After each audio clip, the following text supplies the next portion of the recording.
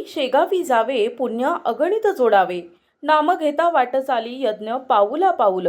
या उक्तीप्रमाणे कैवल्य सम्राट ज्ञानेश्वर माऊली संस्थान शेलगाव देशमुखच्या वतीनं दिनांक 1 एप्रिल ते 6 एप्रिल या कालावधीत रामनवमी उत्सवानिमित्त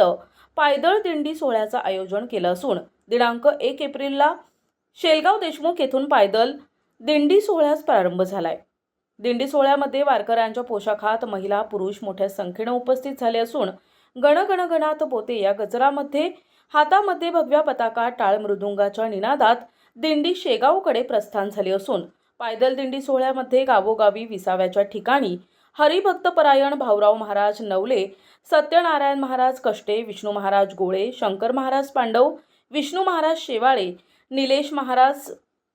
बनसोडे आदींची प्रवचन सेवा संपन्न होणार असून संत गजानन महाराजांच्या पदस्पर्शाने पावन झालेल्या संत गजानन महाराजांच्या दर्शनाकरता विदर्भाच्या कानाकोपऱ्यातून रामनवमी उत्सवानिमित्त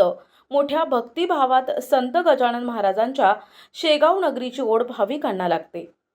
प्रतिनिधी गजानन नरवाडे, NTV न्यूज मराठी, मेहकर, बुलढाणा।